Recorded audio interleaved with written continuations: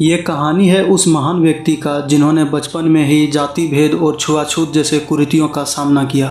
बचपन में स्कूलों में सभी से अलग बिठाया गया और यहाँ तक कि पानी के लिए अलग बर्तन दिया गया। जिसे समाज ने अछूत कहा, उसी ने पूरे देश की किस्मत लिख डाली। ऐसे ही एक महान व्यक्ति थे भारत रत्न बाबा साहब भीमराव अंबेडकर, जिन्होंने समाज में समानता, न्याय और अधिकार के लिए अपना पूरा जीवन समर्पित कर दिया। उन्हें भारत का संविधान निर्माता और दलितों के मसीहा के रूप में जाना जाता है। डॉक्टर बाबा साहब अंबेडकर का जन्म 14 अप्रैल 1891 को मध्य प्रदेश के महू में हुआ था। उनके पिता का नाम थे रामजी मालोजी सकपाल, जो ब्रिटिश सेना में सूबेदार थे। उनकी माता का नाम था भीमाबाई सकपाल। बाबा साहब अपने माता पिता के 14वें संतान थे। बाबा साहब का जन्म एक ऐसी जाति में हुआ था जिसे उस समय समाज अछूत मानता था। बचपन से ही बाबा साहब को जाति भेद और छुआछूत का सामना करना पड़ा। स्कूलों में उन्हें कक्षा के बाहर बोरे पर बैठाया जाता था। प्यास लगने पर चपरासी द्वारा ऊपर से पानी गिराकर पिलाया जाता था। यहाँ तक कि शिक्षक भी उनसे अपना दूरी बनाए रखते थे। एक बार जब वह स्कूल से घर जा रहे थे तो सभी बच्चे को रिक्शे पर जाते देख उनका भी मन में आया कि मैं भी रिक्शे से जाऊं। जब वह रिक्शा पे बैठा और रिक्शा चालक ने बातों बातों में उनसे पूछ लिया कि तुम्हारा जाति क्या है। जब बाबा साहब ने अपनी जाति बताया तो रिक्शे वाले ने उन्हें उतारा और पिटाई कर दिया। उसके बाद रिक्शा चालक खुद रिक्शे पर बैठ गया और बाबा साहब को बताया कि तुम खींच के लेके चलो। यही घटना उनके जीवन की सबसे बड़ी प्रेरणा बनी।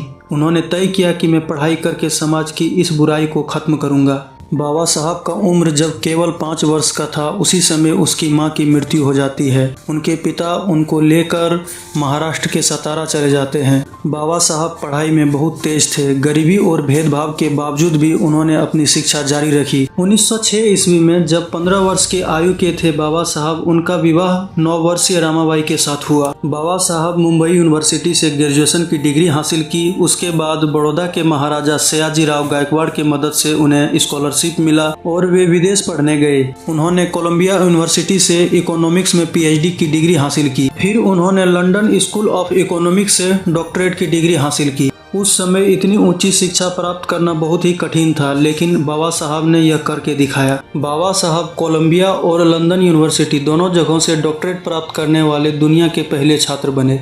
बाबा साहब जब विदेश से उच्च डिग्रियां हासिल करने के बाद 1917 में भारत पहुंचे तो उन्हें बड़ौदा में मिलिट्री सेक्रेटरी की नौकरी मिली। यह एक उच्च और सम्मानजनक सरकारी पद था, लेकिन यहीं उनके जीवन का एक बड़ा संघर्ष शुरू हुआ। जब वे बड़ौदा पहुंचे तो उनके लिए सबसे बड़ी समस्या थी रहने की जगह। उनकी जाति की वजह से उन्हें किसी भी होटल या मकानों में कमरा नहीं मिला।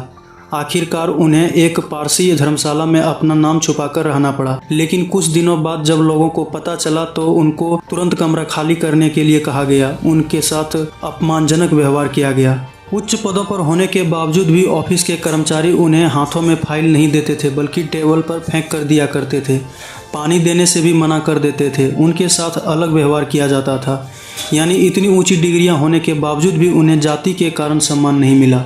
इतना अपमान और कठिनाइयां सहने के बाद डॉक्टर भीमराव अंबेडकर बहुत ही मानसिक तनाव में आ गए और रहने और काम करने की स्थिति में भी नहीं रहे। उन्होंने नौकरी छोड़कर वापस मुंबई लौट गए। यह घटना उनके जीवन की टर्निंग पॉइंट बनी। उन्होंने तय किया कि समाज में छुआछूत और भेदभाव को खत्म करना है, लोगों को सम्मान और अधिकार दिलाना है, शिक्षा और कानून के माध्यम से बदलाव लाना है। यही कारण है कि बाद में उन्होंने सामाजिक आंदोलन शुरू किए, दलितों के अधिकार के लिए संघर्ष किया और आगे चलकर भारत के संविधान के शिल्पकार बने। उन्होंने 1924 में एक संगठन बनाया, बहिष्कृत हितकरणी सभा, जिसका उद्देश्य था गरीब और दलित लोगों की शिक्षा और सामाजिक स्थिति सुधारना। 1927 में बाबा साहब ने महाड़ सत्याग्रह की शुरुआत की। यह आंदोलन दलित को सार्वजनिक स्थल से पानी लेने का अधिकार दिलाने के लिए था। यह भारत के इतिहास का एक महत्वपूर्ण सामाजिक आंदोलन था। बाबा साहब ने मूक नायक और बहिष्कृत भारत जैसे समाचार पत्रों के माध्यम से जागरूकता फैलाने के काम किए। उन्होंने दलितों और गरीब लोगों के अधिकार के लिए कई लड़ाई लड़े। उन्होंने छुआछूत के खिलाफ आवाज़ उठाई, समान शिक्षा का अधिकार मांगा और महिलाओं के अधिकारों की रक्षा के लिए उन्होंने कदम उठाए। इसके अलावा दलितों के लिए मंदिर प्रवेश आंदोलन चलाए। उन्होंने हिंदू कोड बिल पेश किया। इस कानून का उद्देश्य था महिलाओं को संपत्ति का अधिकार देना, विवाह और तलाक के समान अधिकार देना। उस समय यह एक क्रांतिकारी कदम था। बाबा साहब केवल दलितों और पिछड़ों के लिए ही नहीं बल्कि भारत के मजदूरों के लिए जो पहले 14 घंटा काम करते थे उनके लिए घटाकर 8 घंटे काम करने का नियम लागू किया और उनकी हिल्टन यंग कमीशन को दी गई रिपोर्ट के अनुसार आगे चल के भारतीय रिजर्व बैंक की स्थापना की गई। उन्होंने ब्रिटिश सरकार के सामने दलितों और कमज़ोर वर्गों के अधिकार की मांग रखी। 1932 में पुणे पैक्ट हुआ। यह समझौता दलितों के लिए राजनीतिक प्रतिनिधि सुनिश्चित करने के लिए किया गया था। 27 मई 1935 को बाबा साहब अम्बेडकर की पत्नी रमाबाई अम्बेडकर की लंबी बीमारी के कारण निधन हो गया। रमाबाई जी ने अम्बेडकर जी के संघर्ष के समय बहुत ही कठिन परिस्थितियां झेली। गरीबी, बच्चों की बीमारी और सामाजिक कठिनाइयां। उनकी मृत्यु से अम्बेडकर जी को गहरा मानसिक आघात पहुंचा। बाबा साहब को रमाबाई से 5 संतान हुए थे, लेकिन दुख की बात यह है कि उनमें से अधिकांश बच्चे बचपन में ही चल बसे। उनमें से एक बच्चा जिसका नाम यशवंत अम्बेडकर था, वे जीवित रहे और बड़े हुए। 1935 में जब रमाबाई जी की मृत्यु हो जाती है तो बाबा साहब अम्बेडकर का स्वास्थ्य लगातार खराब रहने लगा। डॉक्टरों ने सलाह दिया और देखभाल के लिए उन्होंने 1948 में सविताबाई अम्बेडकर से दूसरी शादी कर ली, जो उनके अंतिम समय में देखभाल की और कार्यों में सहयोग किया। 1947 में जब भारत आज़ाद हुआ तो भारत के सामने सबसे बड़ी चुनौती था देश के लिए अपना कानून बनाना। इसके लिए 29 अगस्त 1947 को बाबा साहब को प्रारूप समिति का अध्यक्ष चुना गया।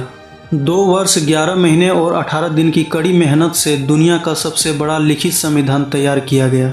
26 जनवरी 1950 के दिन जब भारत का संविधान लागू हुआ, इस संविधान ने हर नागरिक को समान अधिकार, स्वतंत्रता, शिक्षा और न्याय जैसे अधिकार दिए। 14 अक्टूबर 1956 को बाबा साहब लाखों अनुयायियों के साथ नागपुर में बौद्ध धर्म को अपनाया। 6 दिसंबर 1956 को दिल्ली में बाबा साहब ने आखिरी सांस ली। लगभग 5 से 10 लाख लोग उनके अंतिम यात्रा में शामिल हुए। उनका अंतिम संस्कार महाराष्ट्र के चैत्यभूमि में किया गया। बाबा साहब को मरणोपरांत 1990 में भारत के सर्वोच्च नागरिक सम्मान भारत रत्न से नवाजा गया। भारत रत्न बाबा साहब डॉक्टर भीमराव अंबेडकर, जिन्हें स्कूलों में पढ़ने के लिए बाहर बैठना पड़ा, स्कूलों में कक्षा के बाहर बैठकर विद्या हासिल की और समाज की कुरीतियों को झेला। बचपन में ही जब वो केवल 5 वर्ष के थे, उसकी माता की मृत्यु हो गई।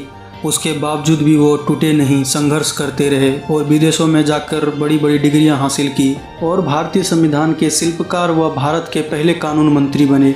डॉक्टर बाबा साहब भीमराव अंबेडकर की कहानी हमें सिखलाती है कि गरीबी, भेदभाव और कठिनाइयाँ किसी को महान बनने से नहीं रोक सकती।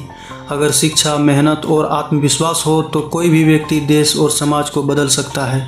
बाबा साहब के बारे में यह जानकारी आपको कैसी लगी कमेंट में ज़रूर बताएं। अगर आप चैनल पर नए हैं तो चैनल को सब्सक्राइब जरूर कर लें और वीडियो को लाइक और शेयर कर दें।